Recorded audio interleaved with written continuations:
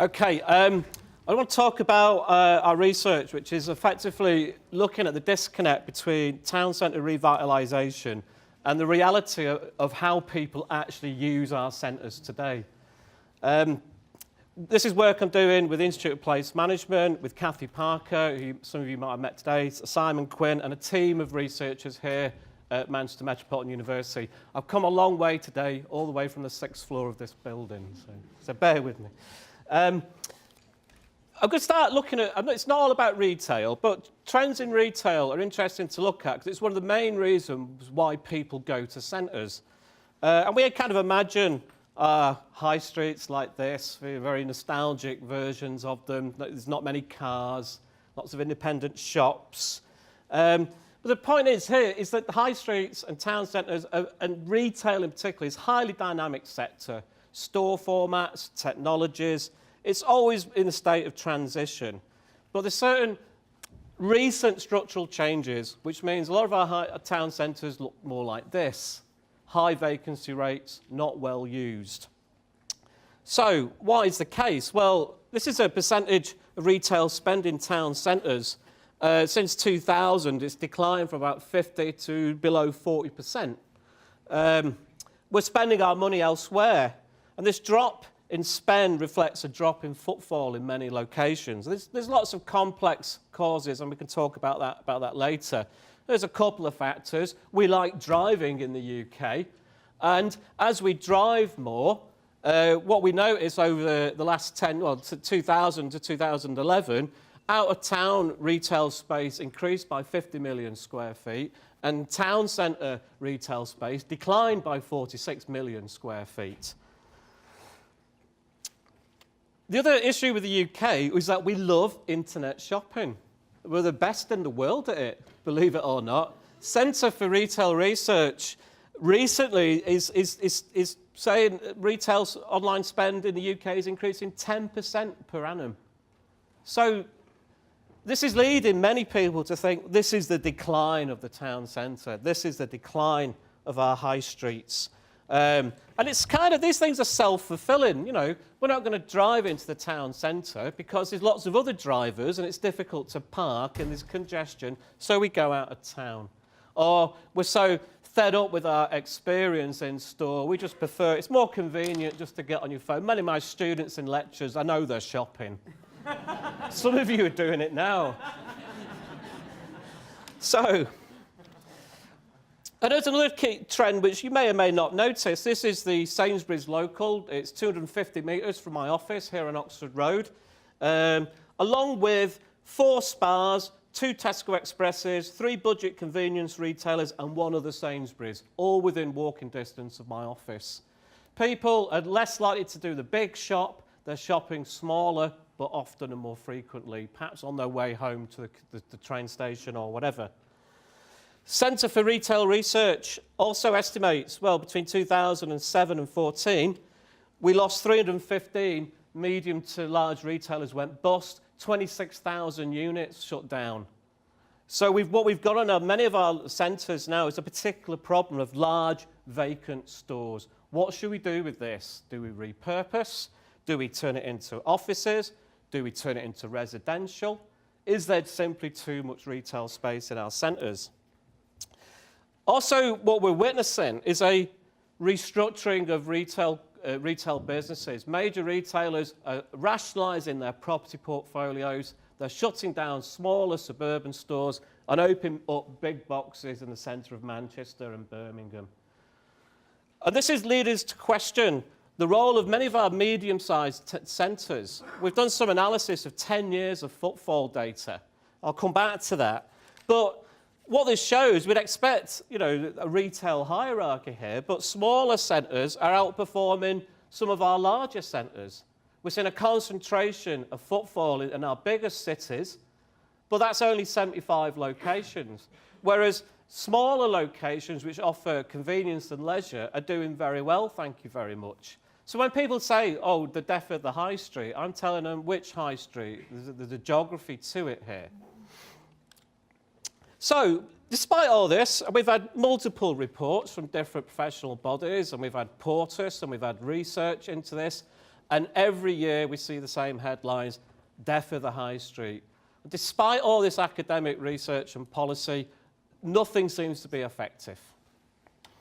So this brings us to the projects, two projects we're working on. One we've completed, which is the High Street UK 2020, funded by the Economic and Social Research Council. In this project, we began to analyse all the factors which influence footfall or vitality and viability of town centres.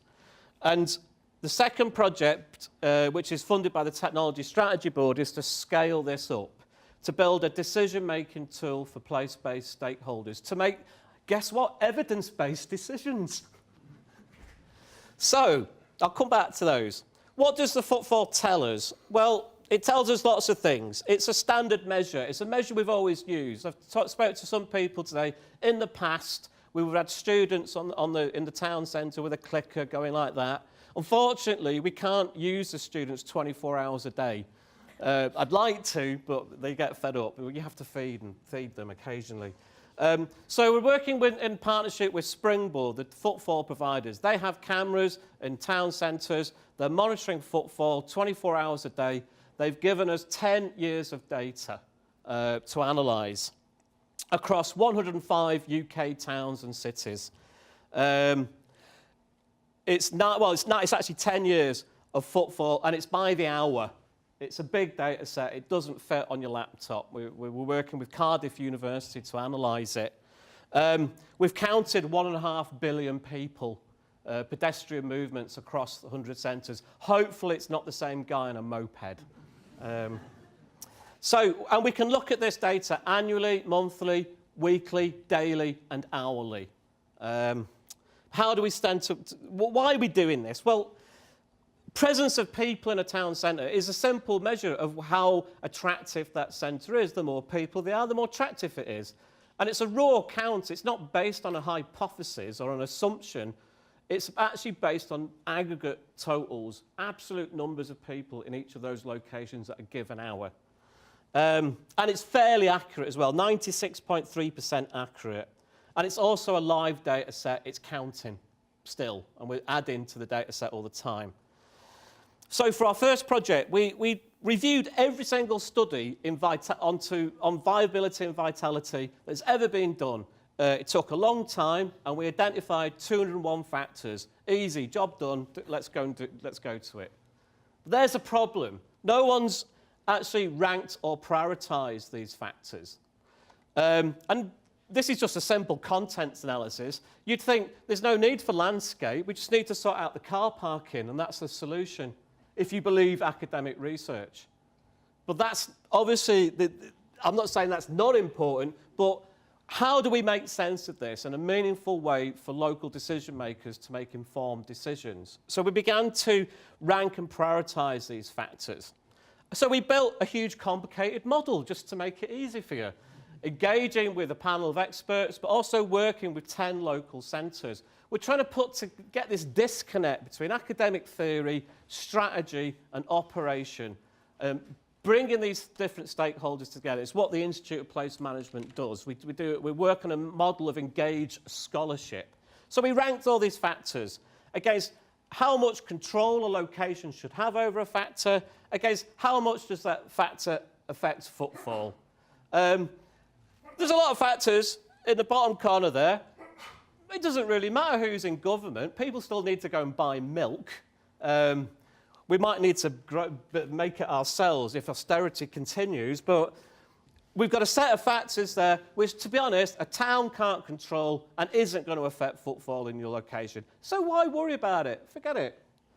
But there's a set of factors on the other quadrant there, geographical factors. Like our data set shows, if your town is in the southeast, in general, it's thriving. So let's move all our high streets and centres to the home counties and Greater London. That's fine. Just put them on wheels. Obviously, bigger cities are doing well. Manchester's doing well. But towns around Manchester, not so well. That's where our higher vacancies are. Things like the geographical structure of a town, it's a linear or nucleated settlement. You can't change that in the short term, or even in the long term. You just have to live with that. And that they do have big influences on the footfall. But as a local stakeholder, there's not much you can do about it. There's a lot of interventions towns put in place, which they think is a good idea, and they direct investment into these interventions, and it doesn't make any difference.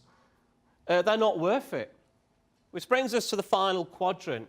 These are things we've identified which most impact on footfall, and a local partnership or town should have most control on these factors. So get on with these. So what are they? Well, this is this quadrant blown up. There's a bit of a weak inverse relationship here, in the sense the bigger the impact a factor has, the more difficult it is to achieve. So there's not a good news story there. Great example. Everyone does place marketing, lovely glossy brochure, come to wherever, Fulchester. Unless you've got the product right, no matter how many glossy brochures you produce, you're not going to affect the vitality and vibrancy of that centre, unless you've got some of these other things in place. So I've pulled out of these factors for things I think are relevant to landscape practitioners. Recreational space.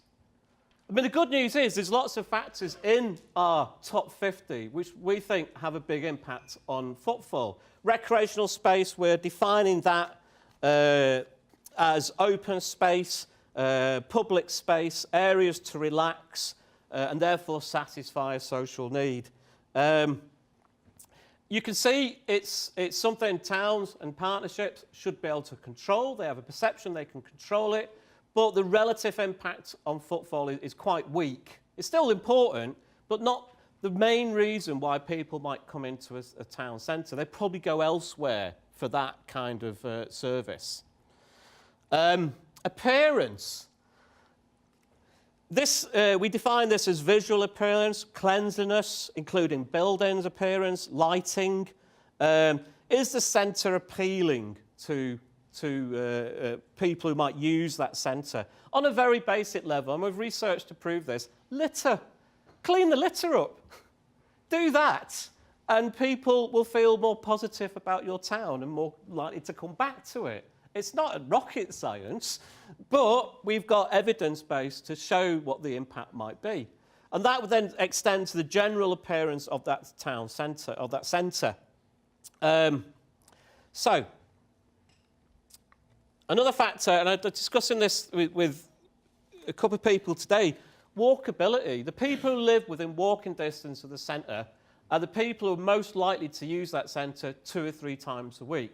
But if they can't get into your centre because it's surrounded by a ring road, as most British town centres are, things like walkability, accessibility are really important.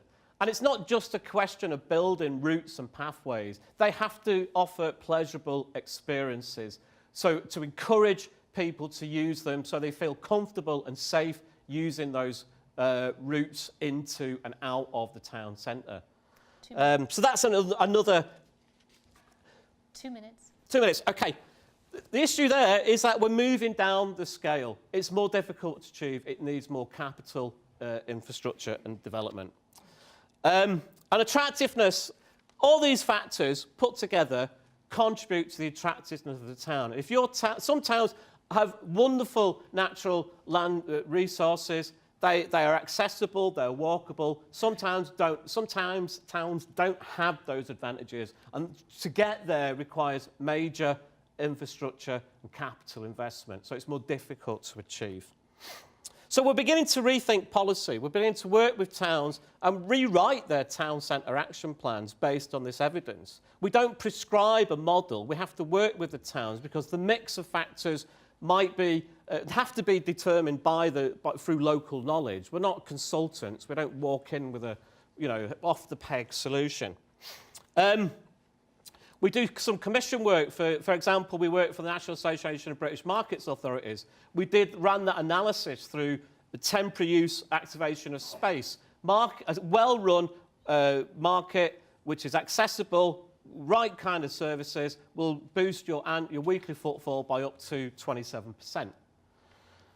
The implications here for landscape practitioners. What we'd argue is that the sector is well positioned in many ways to help town centres address the issues of vitality and vibrancy. However, as we'd argue from the Institute of Place Management, you need to take a whole place approach to move away from the silo mentality where you've got transport planners here, the police there, the local authority there, the private sector over here, community over here.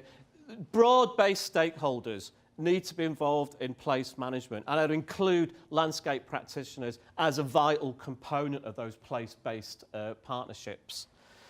There's one more thing. We're building a way of analysing or accessing that footfall data provided by Springboard. Too often, Springboard, provide these monthly printouts to local authorities, whoever, and they look at it and go, oh, that's interesting. That's all they do with it. So we're building a way of interrogating this data. Our analysis revealed 4 general footfall patterns in the UK. Comparison centres, multifunctional centres, what we call holiday towns, resort towns, and places which offer some sort of special attribute. Places like York, Chester, Bath, which have something other than retail to bring them into the town centre. We can look at this monthly, and you can compare your actual footfall usage against these patterns. In this case, and Ballymena won't mind me, when we confronted this evidence, they thought they were performing in a different way. They thought they were competing with towns they weren't actually competing with. And we're about to make major investment decisions based on a hunch until presented with the data. We can drill this down into hourly, weekly. We can look at peak footfall, and we can pick out blips here. Week 45 in 2015, we don't know why. There was loads of people on a Thursday in Ballymena at 2 o'clock. Even the local authority doesn't know why. I've looked at it. There's nothing happened. I don't know what went on. So we can start to make meaningful evidence-based decisions. And what we can do is start to add, what we're going to do is add commercial data to this, so we can monitor the impact of interventions, as well as disruption. So this is major roadworks, infrastructure development, a flood event. We can monitor the impact, and also we know certain towns recover more quickly than others. So what is it about those towns and not those towns? That's how the data set will help you guys and towns across the UK. Thank you.